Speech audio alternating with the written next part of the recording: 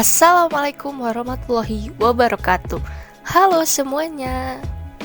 Ngomong-ngomong nih, walau sejarah mencatat kisah suram penjajahan Jepang di Indonesia, saat ini kedua negara telah membina hubungan persahabatan. Nah, kalian akan lihat persamaan dan perbedaan budaya, bahasa, dan hal-hal yang khas dalam konteks komunikasi Jepang dan Indonesia.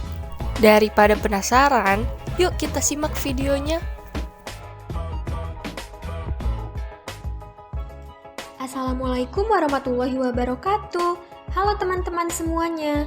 Perkenalkan, nama saya Rizky Wulandari, NPM 185030058. Akan memperlihatkan persamaan budaya antara negara Jepang dan Indonesia. Penasaran kan? Yuk simak video berikut ini. Yang pertama, makanan pokok. Sangat menarik membicarakan kuliner kedua negara ini. Masing-masing memiliki cita rasa khasnya sendiri. Namun sebenarnya memiliki persamaan mendasar. Jepang dan Indonesia sama-sama menjadikan nasi sebagai sumber makanan pokoknya. Bedanya orang-orang Jepang menyantap nasi dengan sumpit. Sedangkan di Indonesia masyarakatnya makan nasi dengan sendok atau tangan secara langsung.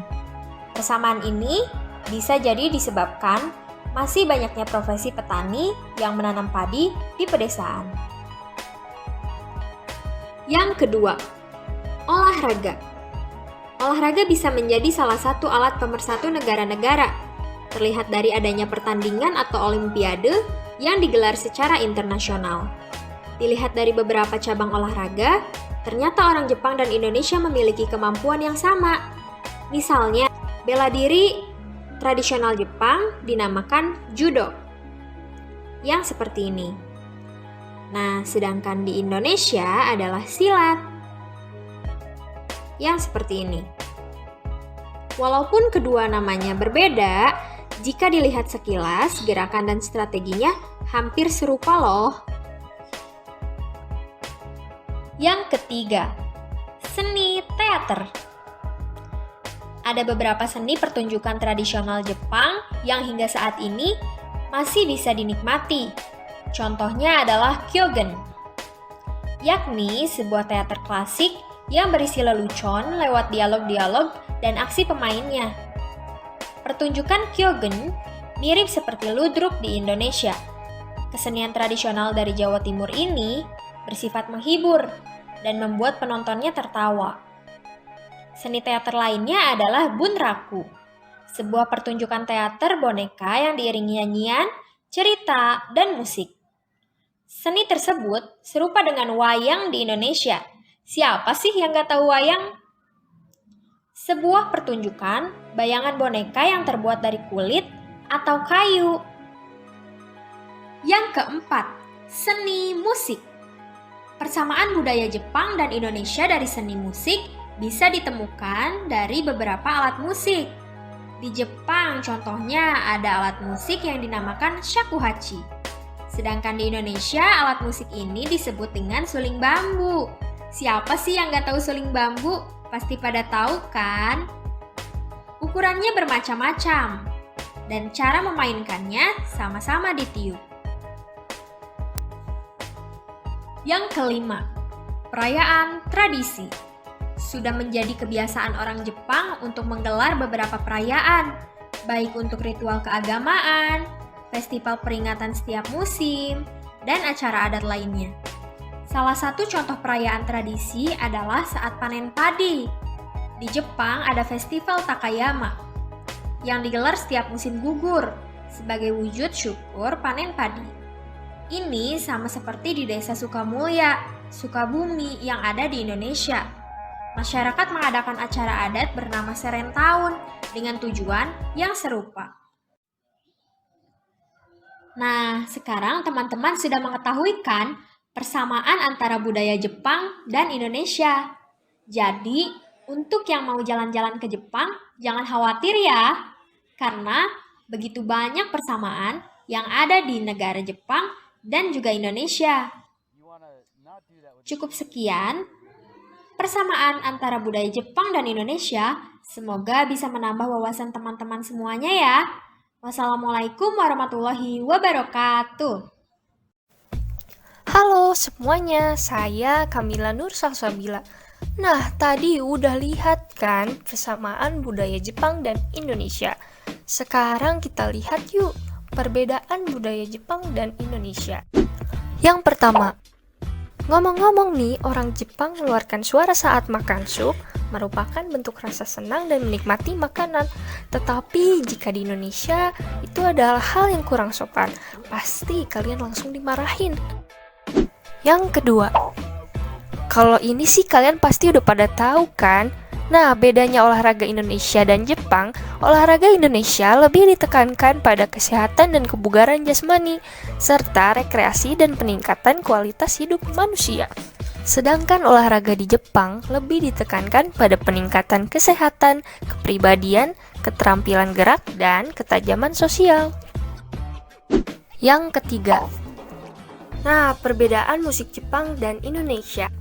Musik di Indonesia saat ini didominasi oleh musik pop ringan yang syahdu mendayu-dayu dengan cinta sebagai tema utamanya. Sedangkan musik Jepang didominasi musik rock dan subgenre, serta variasinya yang memiliki ciri khas spirit pemuda Jepang. Musik keras namun tipikal penikmatnya justru adalah orang-orang yang kalem dan tertib. Apa mungkin karena mental orang Jepang yang disiplin? Yang keempat, transportasi massal pilihan favorit bagi masyarakat Jepang. Selain murah, transportasi massal di Jepang memiliki fasilitas yang sangat bagus dan nyaman. Di Jepang sangat menghargai privasi orang lain dan kebersihan saat di tempat umum. Sedangkan di Indonesia, transportasi pribadi adalah favorit bagi masyarakat Indonesia, sehingga berdampak buruk bagi lalu lintas di Indonesia, terutama di Jakarta. Ketika menaiki kendaraan umum, masyarakat Indonesia memiliki kebiasaan seperti makan, merokok, ngobrol, melamun, bahkan tidur. Semua itu berdampak tidak baik seperti menyebarkan polusi, membuang sampah sembarangan, dan mengganggu kenyamanan orang lain saat menggunakan kendaraan umum. Yang kelima, di Jepang ketika dosen memberikan materi yang diajarkan, semua mahasiswa sunyi senyap mendengarkan dengan serius. Sedangkan di Indonesia ketika dosennya memberikan materi yang diajarkan, mahasiswanya malah tengok kanan ada yang main game, tengok kiri ada yang mengobrol, tengok belakang ada yang tidur. Yang keenam, di Jepang masyarakatnya sudah biasa membuang sampah sesuai dengan jenisnya.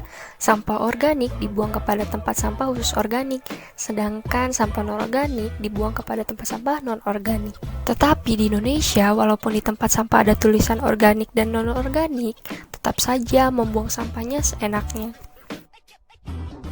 Nah, tadi kalian udah lihat kan perbedaan budaya Jepang dan Indonesia. Pasti ada beberapa hal yang bisa kalian lakukan saat berkunjung ke negara Jepang. Cukup sekian mengenai perbedaan budaya Jepang dan Indonesia. Terima kasih, arigatou gozaimashita.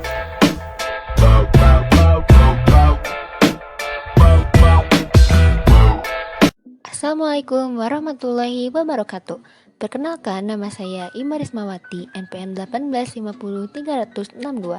Di sini saya akan menampilkan video mengenai belajar bahasa Jepang bersama Neo dan Nakayama, yaitu tentang persamaan kata bahasa Indonesia dan Jepang yang berbeda makna. Yuk kita tonton videonya. Kata yang pertama adalah buta. Ternyata di bahasa Jepang juga ada kata buta. Tetapi apa ya makna kata buta dalam bahasa Jepang? Ayo kita tonton video penjelasannya. 豚が豚はもう動物やん、豚はね人が見られない目が悪い目が見えんってこと見えんそうそう見られないそう全然そう豚 Kata yang kedua adalah debu. Ternyata dalam bahasa Jepang juga ada kata debu. Kira-kira apa ya maknanya? Yuk kita tonton video penjelasannya. デブデブデブデブあデブこれデブあデブわかるデブわかるのデブわかるデブこれででもインドネシアはチリチリ入ったゴミが入ったデブっていうの Nah, kata yang ketiga ini ada kata biru. Kira-kira dalam bahasa Jepang apa sih makna biru itu? Yuk kita tonton video penjelasannya. ビールお酒お酒もあるし、建物とかあるね。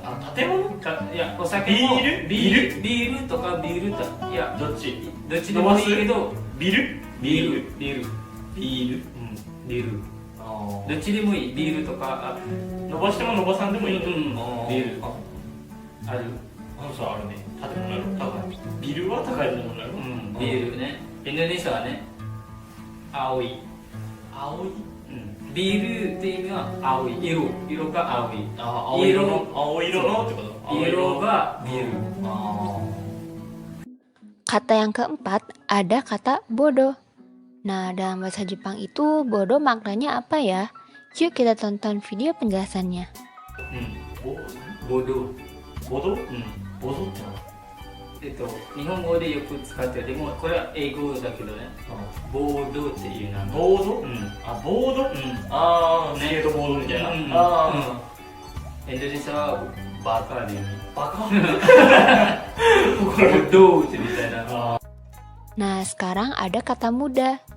Kira-kira dalam bahasa Jepang apa ya makna kata muda? 無駄無駄説明が難しいね無駄ってわかるよ無駄は必要ないもの必要ない無駄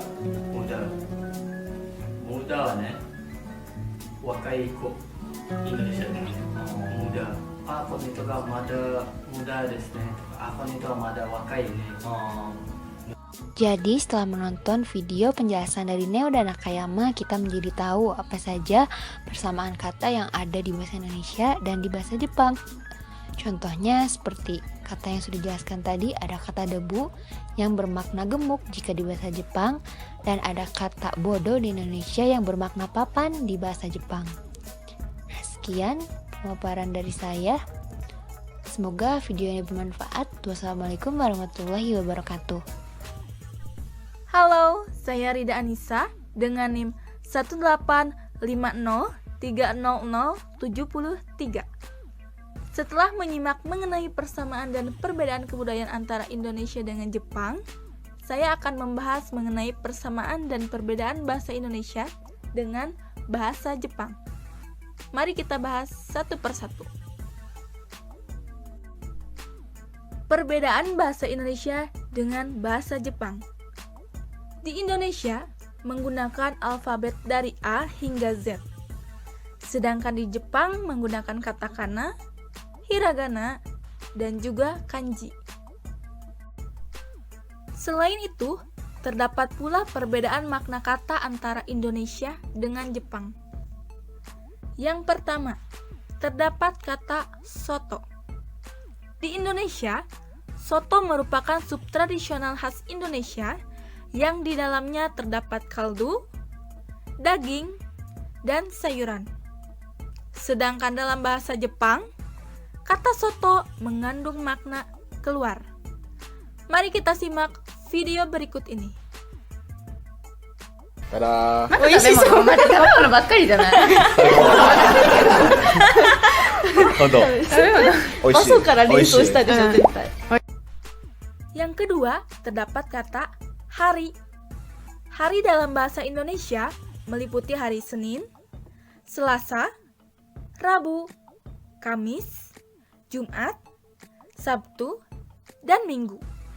Sedangkan dalam bahasa Jepang, kata hari mengandung makna jarum. Kita lihat video berikut ini. Hari Senin, hari Selasa, hari Rabu, hari Kamis, hari Jumat, hari Sabtu, hari Minggu. Yobi. Getsuyobi, hari Senin. Kayobi, hari Selasa. Suyobi, hari Rabu. But it's similar to Japanese. Get yobi. So, yobi. So, yobi. Hari. Yang ketiga, terdapat kata kaki. Dalam bahasa Indonesia, kaki merupakan bagian dari tubuh manusia yang dapat digunakan untuk berjalan. Sedangkan dalam bahasa Jepang, kata kaki bermakna buah-buahan. Yuk kita lihat video berikut ini. Kaki, like a flute. No. No? It's a part of human body. Body. To walk. Leg. Ya, ya, kaki. Kaki.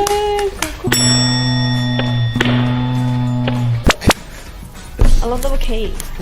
Oke. Yang keempat, terdapat kata sore. Di Indonesia, kata sore bermakna petang. Sedangkan dalam bahasa Jepang, kata sore bermakna itu. Kita lihat video berikut ini. それは日本語で言う「いと」「いと」だね。それ「いと」それそれ。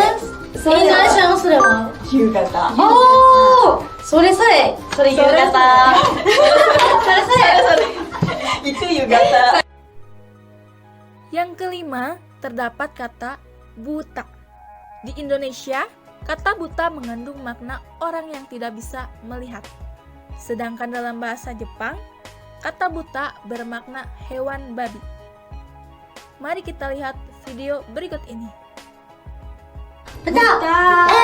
豚。インドネシア語でバビだよね。バビバビ。豚はブーブーブーブー。そうですね。豚。豚も面白いね。豚は、なんかインドネシアの言葉だったら、目が見えない。ああ。 Yang keenam, terdapat kata kamu. Di Indonesia, kata kamu bermakna pronomina atau kata ganti orang kedua yang sinonimnya adalah Anda. Sedangkan di Jepang, kata kamu bermakna mengunyah atau menggigit. Mari kita simak video berikut ini. 日本語だったら、噛むが、日本語だったら、こう、噛む。ご飯を噛むとか、ガムを噛むとか。 kayak makan bersuara gitu ya? Makan. Gigit. Kamu. Dan yang ketujuh, terdapat kata cincin. Di Indonesia, kata cincin merupakan perhiasan berupa lingkaran kecil yang dipakai di jari tangan. Sedangkan dalam bahasa Jepang, kata cincin mengandung makna kelamin laki-laki. Maka, jangan mengucapkan kata-kata tersebut di hadapan laki-laki orang Jepang ya. Mari kita simak video berikut ini. いらっしゃいませ。どれがいいでしょうか。お願いします。今お客様なんて言いましたか。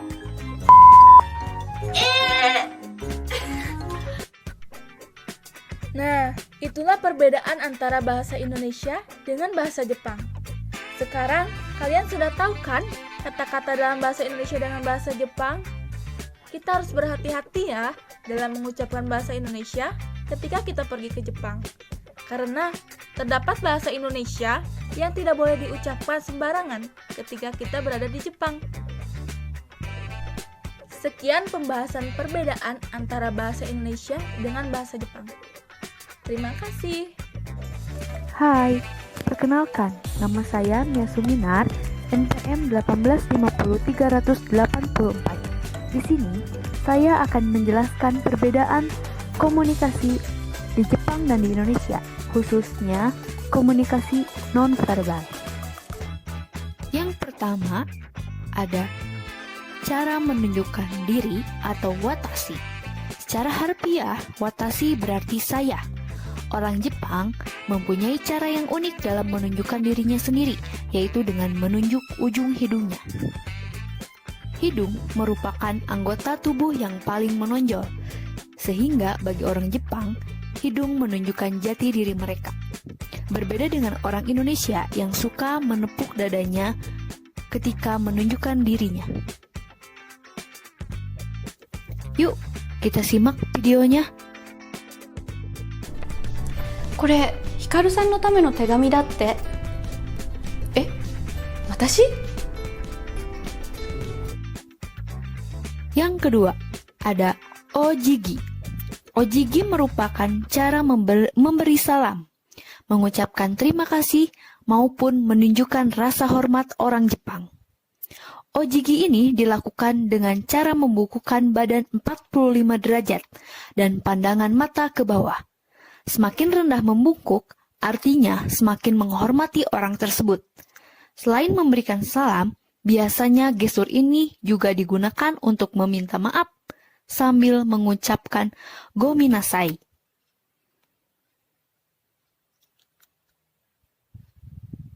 Akan tetapi, di Indonesia, mengucapkan salam dan berterima kasih itu bisa digunakan dengan mengangkat kedua tangan ke atas. Dan ada juga yang memberi rasa hormat dengan cara membungkukkan badan, tapi tidak ada arti dan tidak ada tingkatan dalam membungkukkan badan. Yuk, kita simak videonya. Ohayou gozaimasu. Ohayou gozaimasu. Yang ketiga, yaitu berhitung. Cara berhitung di Jepang dan di Indonesia dari angka 1 sampai 5 sama saja. Akan tetapi dari 6 sampai 9 itu berbeda. Seperti gambar di bawah ini. Yuk, kita simak videonya. Tapi kalau di Jepang itu agak unik guys. Jadi pertama dimulai dari 1, ini masih sama ya, 1, 2, 3, 4, 5, 6-nya tuh kayak gini. Jadi kalau kayak gini itu artinya 6. Ini 7, yang ini 8, yang ini 9, terus 10-nya normal. Yang keempat, melambaikan tangan di depan wajah. Jika di Indonesia, melambaikan tangan di depan wajah memiliki arti adanya bau yang aneh, sedangkan di Jepang memiliki arti tidak. Yuk, kita simak videonya. これ自分で作ったの？すごいね、さすが。いやいやいや、すごくないですよ。Yang kelima, mengepalkan tangan di depan mulut.